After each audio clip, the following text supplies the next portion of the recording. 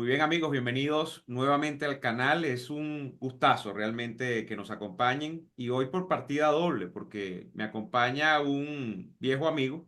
Le decía antes de arrancar esta conversación que teníamos unos cuantos años de la era aquella de Radio Caracas Radio, que no nos veíamos ahora de manera virtual. En aquella época nos vimos en los estudios de Radio Caracas en El Paraíso y bueno, varios años sin compartir con él, con el doctor Axel Capriles. Axel, ¿cómo estás? ¿Cómo te va? Hola, ¿qué tal? ¿Cómo estás? Oye, de verdad un gusto conversar contigo. Teníamos muchísimo tiempo. He oído entrevistas tuyas, he visto, pero no te habíamos tenido el gusto de conversar. Así es, Axel. Realmente creo que eres una persona con la que siempre se puede volver sobre varios temas, pero el día de hoy, y vamos a confesarlo abiertamente entre la audiencia, hemos de alguna manera agendado esta conversación a propósito de dos anteriores que hemos tenido con un común amigo, que es Luis Alfonso Herrera Orellana. Luis Alfonso Herrera ha hecho dos programas conmigo en las últimas semanas, donde hemos estado tratando de escudriñar sobre nuestro pasado en la época virreinal, el tema de nuestra ruptura con España, y cuando hablo nuestra, hablo de América, particularmente también de Venezuela. Pero a propósito de ello, bueno, Luis Alfonso me dijo en un momento, mira, yo creo que sería buenísimo que tú hables con Axel sobre el tema de la huella, la impronta que deja justamente nuestra ruptura y las implicaciones de esa huella en la psique colectiva venezolana a propósito de lo que somos actualmente, lo que hemos sido después de que ya nos separamos de España, si es que nos logramos separar, esa va a ser una pregunta, y lo que somos actualmente, porque fíjate Axel, y por aquí voy a arrancar, que nosotros los hispanoamericanos hemos vivido, creo yo, resintiendo un poco nuestro pasado, a diferencia de lo que ocurre con los norteamericanos. Los norteamericanos también se separan en su momento del Reino Unido de la Gran Bretaña, pero logran, creo que de un modo más amigable que nosotros, conciliar ese pasado con el presente que luego va a ser futuro, es decir, con lo que va a ser la creación de un país, de unas gentes, de unas formas de hacer. Nosotros, en cambio, y esto te lo dejo como pregunta, va a ser la primera del día de hoy, pareciera que no nos hemos conciliado bien con ese pasado y que más bien lo resentimos, que decimos a veces incluso, ¿por qué no nos colonizaron los británicos y fuimos nosotros como los estadounidenses? Seríamos un valle de plenitud, todo sería una maravilla. ¿Es esto cierto? Nosotros tenemos una especie de rencilla con nuestro pasado. Sí, mira, y un desconocimiento también total de nuestro pasado. Fíjate, yo te digo desde mi experiencia personal, yo recuerdo cuando yo descubro un poco la historia de Venezuela, la historia anterior a la independencia. Para mí fue casi que una sorpresa de descubrir que existía una Venezuela antes de Simón Bolívar y antes de los héroes de la independencia, porque en toda nuestra formación en el colegio, fue una formación republicana donde el pasado español se pasaban 300 años prácticamente que en dos páginas y después todo se alargaba a partir de la independencia. Y era donde venía la creación del hombre nuevo, ¿no? De ese hombre de la revolución de la independencia. Y el punto de que yo mismo, por ejemplo, hablaba siempre, no, del pasado colonial, no, de cuando éramos colonia. Y yo mismo caía en un tipo de discurso falso, un discurso que ha sido, pues, una identificación propia con la leyenda negra sobre España y sobre la influencia de España en nuestra forma de ser y en nuestra identidad colectiva y que había preso de ese discurso de la identidad que es en sí mismo engañoso. O sea, la idea de que estamos identificados con una raza o con otra raza o con un pasado o con otro pasado, ya esa idea de la identidad es una idea problemática y que ha tenido muchísima importancia en América Latina. Y en América Latina en general, no solamente en Venezuela, sino en México, en Perú, en todas partes de América Latina, ha habido continuos debates sobre la identidad latinoamericana. ¿Quiénes somos los latinoamericanos? ¿Cómo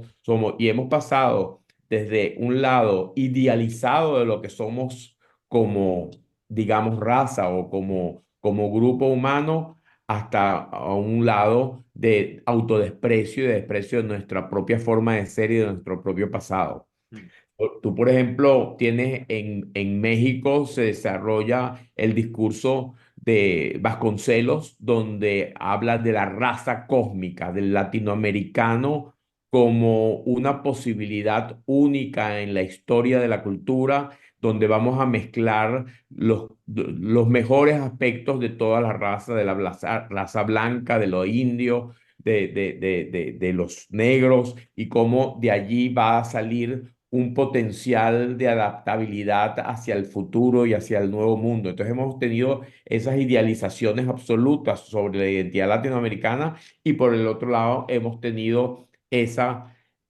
otro aspecto oscuro y negativo donde renegamos de nosotros mismos y decimos, bueno, que ojalá nos hubieran colonizado los norteamericanos, ¿no? Entonces siempre nos estamos moviendo entre esa polaridad y yo creo que es que el discurso mismo de la identidad es engañoso, ¿no? ¿Tú crees que nosotros no hemos logrado construir una identidad? Es decir, somos un pueblo, claro, y esto es como muy, a ver, muy temerario decirlo o afirmarlo así de manera tajante, ¿no? Pero somos los hispanoamericanos todavía un pueblo en búsqueda de una identidad. Yo creo que en ciertos, yo creo que no, yo creo que nosotros hemos tenido momentos, por ejemplo, en Venezuela, la Venezuela del siglo XX, la Venezuela que se construye, por ejemplo, en los años 50, en los años 60, hasta finales de los años 70, es una sociedad donde las personas estaban muy orgullosas y muy claras y muy seguras de su propia pertenencia a una sociedad que les daba un paso de avanzada, ¿no? En muchos sentidos. Yo creo que el problema de la identidad es una especie de recurso defensivo al que buscan las personas cuando algo en el presente no nos funciona bien. Fíjate tú que la idea de la de identidad, que es un concepto problemático en psicología, empieza a hablarse de identidad, los psicólogos sobre la crisis de identidad en la adolescencia. Ujú. Y después que se empieza a hablar de crisis de identidad y después de identidad colectiva. O sea, es un discurso que viene más o menos, pero tú hablas de identidad cuando hay un problema de una crisis. Yo creo que el ser humano, primero creo que identificarse con algo mucho es muy problemático. O sea, yo creo que la locura es precisamente la identificación con algo. Si nos identificamos con una cosa, eso es lo que es ser loco, ¿no? Nosotros tenemos múltiples identidades como seres humanos y somos flexibles y nos vamos adaptando al mundo. Y yo lo que creo es que nosotros, si no tenemos una identidad de propósito como sociedad, si nosotros como colectivo no estamos unidos o identificados con una meta y un proyecto a futuro, si no estamos encaminados hacia ese proyecto, en el momento que las dificultades de la situación vienen como suceden, entonces en ese momento empezamos a tratar de explicar nuestro fracaso presente a partir de algo que sucedió atrás o algo que ocurrió anteriormente, pero que no nos había molestado durante mucho tiempo. Entonces yo te digo, por ejemplo, al venezolano que se sentía en la cumbre del éxito en los años 60 como una de las sociedades con mejor salubridad pública, con mejor educación, con mejor vialidad, la democracia, las libertades, aquella sociedad ideal que era ideal para toda América Latina y para Europa, para España misma que estaba bajo la dictadura. Ese venezolano en aquel momento no estaba buscando explicaciones sobre si yo soy indígena o soy negro, o sea, era un venezolano que simplemente estaba entusiasmado con su proyecto de país, invirtiendo toda su energía psíquica sobre un futuro al que trabajaba y hacia el que construía.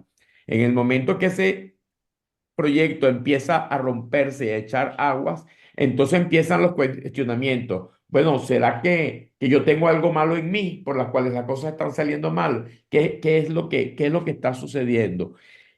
Y ahí es donde viene el problema de la política. Entonces, el discurso político utiliza las identidades como arma política, como fuerza política. Y así fue y ha sido en América Latina desde el principio. Mm, Fíjate tú que en América Latina era parte de España, eran virreinatos españoles. El pueblo se sentía tan español como cualquier español, no había, y la ruptura con España la empieza a instaurar en un proyecto político liberal que busca romper y para eso se crea la identidad negativa y está, por ejemplo, la fuerza política del decreto de guerra-muerte de Simón Bolívar, ¿no? Donde buscas, te identificas con uno o te identificas con otro. Y fíjate que en ese momento la identidad popular era española. O sí. sea, Boves que lleva detrás de sí al verdadero pueblo venezolano, al pueblo mestizo, al pueblo, a la gran masa popular venezolana, estaba por España, por la corona, y es una élite política que quiere tomar el poder, que empieza a crear este discurso de rechazo al español, que es lo que nosotros vamos a heredar entonces. Entonces, a partir de ese momento, cuando triunfa ese grupo político que basa su argumentación en una identidad antihispánica, es que empieza a desarrollarse en Venezuela esa identidad negativa con respecto a España. Y empezamos entonces a comprar la leyenda negra y a identificarnos con la leyenda negra que nos vendía, por supuesto, el resto de Europa y todos los países, los luteranos y todos los países anglófilos que querían destruir a España. Axel, la pregunta puede parecer tonta, pero es real. La leyenda negra es leyenda, fue impostada justamente por todo el mundo protestante, fundamentalmente por, bueno, podríamos decir todo lo que desciende del Reino Unido de la Gran Bretaña y luego su sucedáneo natural, que es los Estados Unidos de América, o realmente nuestro proceso fue tan cruento, el de, digamos, de implantación del régimen virreinal que tenemos más de qué avergonzarnos que enorgullecernos de ese proceso. No fue cruento o sea, primero, todas las sociedades en el mundo han tenido procesos de conquista, de lucha, de integraciones. O sea, todos los pueblos son mestizos y en todos los pueblos, en todas partes del mundo, ha dominado a alguien en algún momento y no por eso desdicen de su identidad. O sea, por ejemplo, los españoles, hoy en día los catalanes desdicen de los españoles. Ahora, digamos, los españoles no están desdiciendo de los italianos porque en algún momento fueron romanos o porque en algún momento fueron cartagineses. O sea, siempre hay procesos de mezcla de culturas que están allí presentes. En el caso de la conquista española y de toda la formación de la España virreinal, nosotros vemos que no es esa imagen que nos pintan y que viene tanto de los trabajos de las casas, que era un polemista sobre todo, y más bien vemos que en la España de ese siglo XVI y ese siglo XVII es una de las Españas más adelantadas del mundo en todo sentido y llevan toda esa cultura a América. sea, la idea de una conquista meramente extractiva que va a sacar el oro y va a sacar la riqueza y a explotar a la gente, simplemente no es tal, no existió tal y tú lo puedes ver en todas partes. Pues tú lo puedes ver en México, lo puedes ver en Perú, tú puedes ver lo que va a representar un proceso civilizatorio en sus iglesias, en sus edificaciones. Fíjate que la primera política española es crear ciudades, o sea, crear realmente conglomerados urbanos que pudieran integrar a aquella nueva raza que acaba de descubrirse, que era totalmente desconocida para estos señores conquistadores. Y enseguida, muy pronto, empieza un debate que es de avanzadísima, como no lo va a haber en ningún lugar de Europa en ese momento, sobre el derecho de gentes. O sea, la Universidad de Salamanca, con Francisco de Vitoria y toda la argumentación que empieza a debatirse sobre los derechos, son pioneros en los derechos humanos en ese sentido. Sí. O sea, debatir y realmente considerar que aquel ser de un mundo conquistado tiene los mismos derechos que tú mismo. Eso es para la época un gran avance y un gran adelanto en términos de humanidad, en términos de cultura. Y tú lo vas a ver entonces en todos los aspectos. O sea, la colonización española es una acción es una acción de un aporte de mezcla de culturas con un aporte a una sociedad que se considera parte de ella. Y tú lo ves en la creación de universidades. O sea, tan temprano como en 1550 ya hay universidades en la América española, cosa que no va a existir en la América, Norteamérica, sino ciento y tantos a 110 años después. Ujú. Entonces, sí, efectivamente, yo sí creo que la leyenda negra, o sea, tiene mucho que ver con leyenda, tiene que ver con una construcción política y una construcción de la propaganda y no se está valorando lo que realmente significó el aporte hispano en todo ese momento histórico. Fíjate que nosotros tratamos de romper con ese pasado de manera abrupta, tratamos de instaurar un presente que dé cara a un futuro prácticamente pues nuevo, donde nosotros, el mundo comienza y termina con nosotros, digamos los hispanoamericanos, y en medio de eso pues quiero referirme a tu libro pues que es ampliamente conocido, el libro de la picardía del venezolano o el triunfo de Tío Conejo. Tú básicamente haces un balance y dices, hay dos grandes arquetipos que se construyen en el ser venezolano, que pues, podemos hablar un poco del ser hispano también, ¿no? Pero en el ser venezolano se construye o se valora el arquetipo de un tipo, por un lado, que es muy vivo, que es la tradicional figura que tú has descrito como la del pícaro, y este tipo es el que esquiva todos los resquicios de la legalidad, la institucionalidad y todo lo que prevé la ley para, a final de cuentas, pues ser de alguna manera un vencedor frente al sistema, porque además está inmerso en un sistema muy burocratizado, muy ineficiente, muy centralizado. Y por el otro lado, hay un extraño maridaje con esta figura, con lo que podríamos decir son nuestros héroes de independencia, entonces la figura del héroe. Y el héroe es, en cierta medida, sí, héroe, como su propio nombre lo indica, pero también es trágico, porque el héroe a veces termina estrellado por querer ser héroe. Entonces, estos dos grandes arquetipos confluyen allí y son de alguna manera una invención que nos hacemos nosotros, pero yo no sé qué tanto de invención, Axel, porque el pícaro está presente en el ser español y el héroe también está presente, en tanto el héroe, bueno, está eminentemente allí a la vista cuando se viene desde allá, desde la metrópoli española y emprende esa cruzada heroica que es venir a las Indias y entonces tratar de hacer la nueva vida acá. O sea, no hemos estado en un periodo más bien de continuidad que de ruptura y creación de nuevos arquetipos, porque seguimos tributando, creo yo, a la misma figura que traemos desde allá, desde nuestra época hispánica.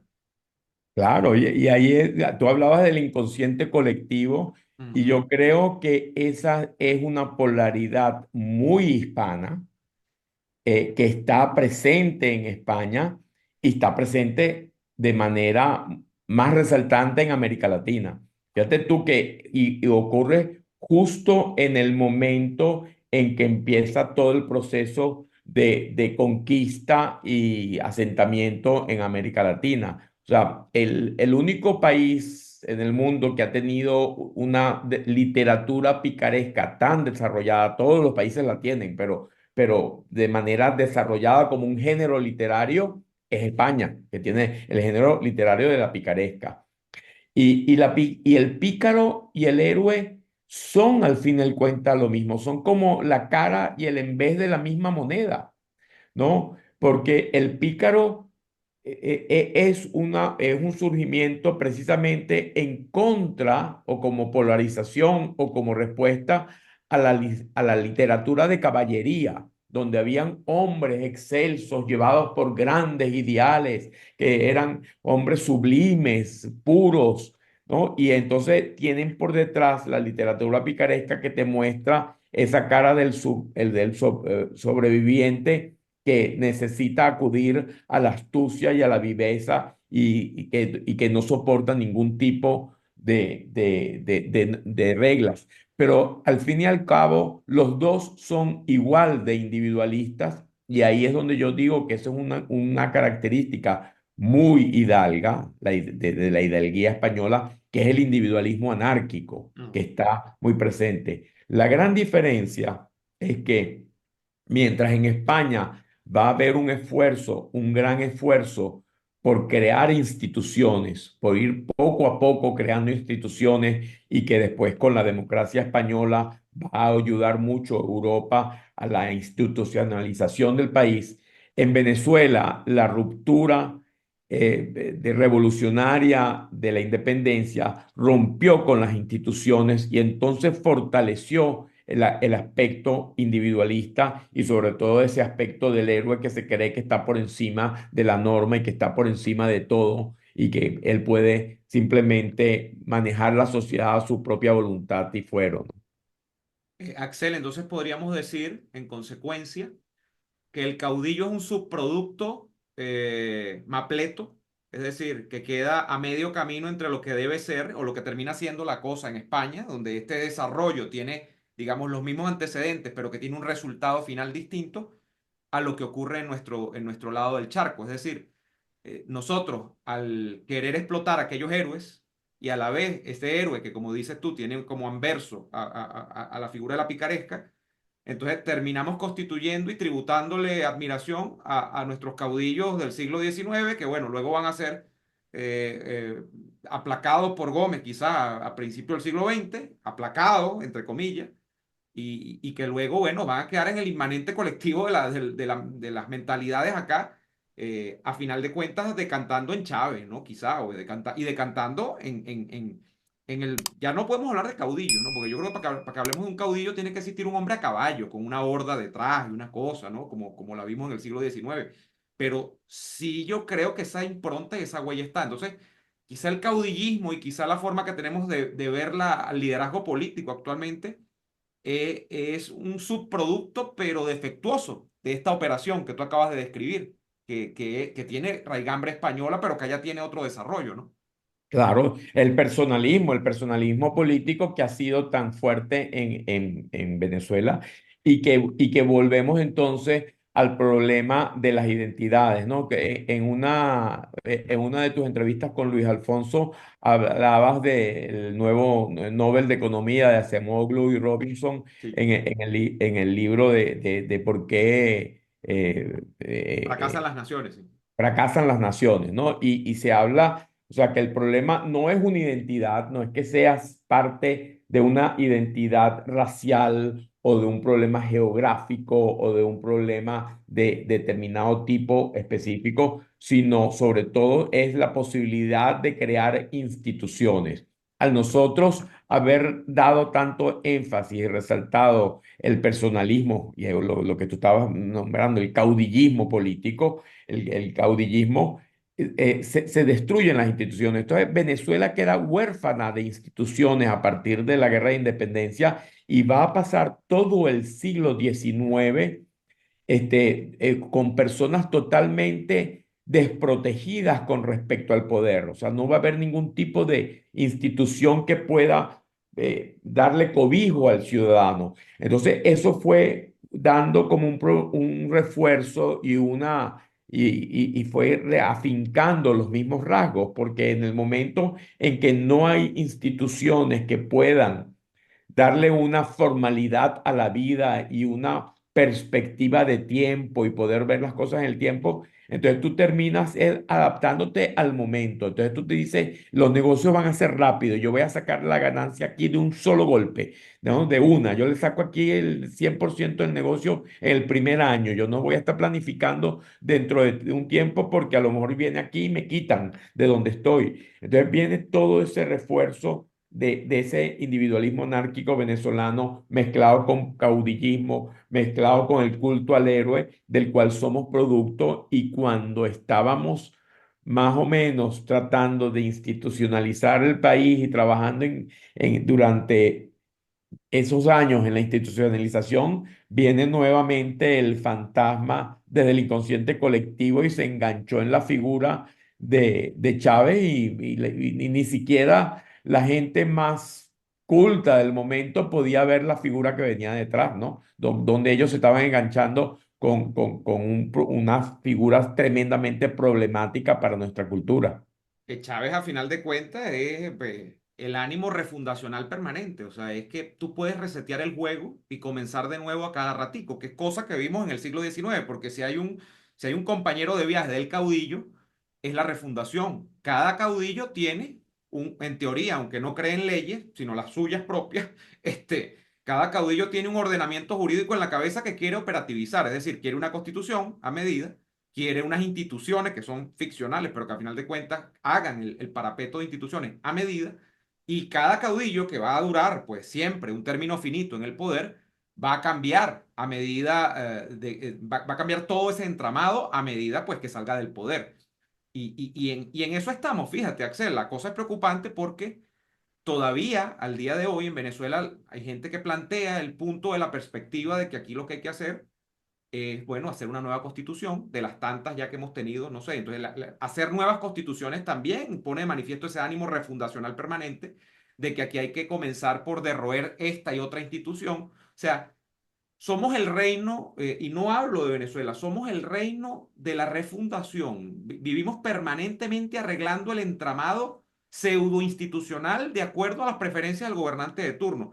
Esto es una película Excel que no termina, entonces. Esto no, una sociedad que es así, es una sociedad que nunca está hecha, siempre está por hacerse.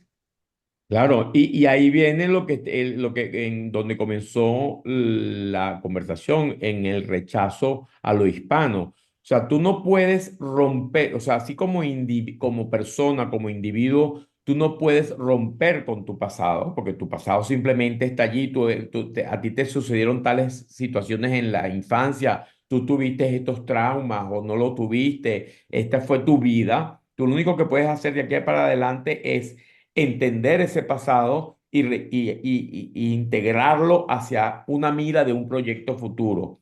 Bueno, el fundacionismo latinoamericano te lleva continuamente a una ruptura con el pasado. Entonces, los héroes de la independencia rompieron repentinamente con 300 años de historia. Rota, se acabó, como si no hubiera existido, como si eso fuera posible. Después llega Chávez y entonces rompe con lo que él llamaba los 40 años de democracia. Entonces rompo con eso, como si eso no hubiera existido. Y eso lo que te da es idea de una gran soberbia y de un gran narcisismo que lleva en un error muy frecuente en cuanto a lo que es el orden social. Es la idea de que tú puedes rehacer el orden social a partir de una voluntad de que tú, porque tienes una voluntad, que tienes buenas ideas y que tú eres un hombre moralmente íntegro, que tú puedes llegar y tú vas a imponer esa nueva sociedad. Entonces tú rompes con el hombre antiguo y creas un nuevo mundo porque tú tienes esa voluntad para hacerlo. Sin darse cuenta que el orden social es algo autónomo que surge de millones y millones de individuos que están allí y tú lo que tienes que ver es este lenguaje, cómo lo integras, cómo lo unes y no imponer una voluntad porque tú crees que la puedes imponer, ¿no? Que es la voluntad revolucionaria, el hombre nuevo. yo voy a crear un nombre nuevo a través de una revolución y voy a hacer algo distinto a lo que somos. Mm. Yo creo para finalizar, Axel, que todo se resume entonces, y esto me lo dices más que porque tú eres doctor en economía, pero me lo dirías más como psicoanalista que como economista, que la clave está en hacer las paces con el pasado o conciliar con el pasado, ¿qué es lo que tenemos que hacer?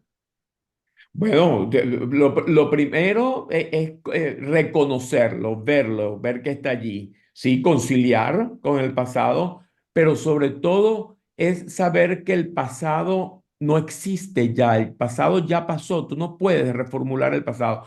Y uno de los grandes problemas actuales, y tú lo ves en toda la política, es tratar de ver el pasado con los ojos del presente. O sea, tú tratas de juzgar a un conquistador español en el siglo XVI con la idea de los derechos humanos del siglo XXI. O sea, tú no puedes estar diciendo las cosas, viendo, juzgando retrospectivamente algo que sucedió anteriormente. O sea, tú tienes que ver el pasado como fue, reconocer el pasado en su justa medida y sobre todo lo que tienes es que estamos aquí ahora es para vivir este presente y cómo nos ponemos todos de acuerdo y todo, cómo encauzamos nuestra creatividad y nuestra fuerza hacia un destino común, hacia una forma en que convivamos. Y entonces esa cantidad de energía psíquica de los seres puestos en algo futuro es lo que puede llevar a una integración de ese pasado de una manera positiva, ¿no? Axel, te agradezco por estos minutos enormemente. De verdad que creo que van a ser de absoluto provecho a nuestra audiencia.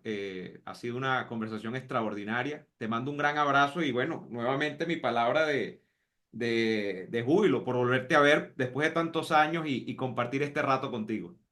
Oye, y muchísimas gracias, muy grato hablar. Espero volvamos a hablar en otro momento. Seguramente será así. Pues amigos, recuerden suscribirse a este canal, darle me gusta a este video, dejarnos comentarios a nuestro video que será muy interesante, seguro también leerles a propósito de este tema, porque bueno, el doctor Axel Capriles nos ha dejado acá un verdadero banquete por delante para que ustedes puedan dejar comentarios y opiniones a propósito de ello. Nos vemos en una próxima oportunidad. Hasta entonces.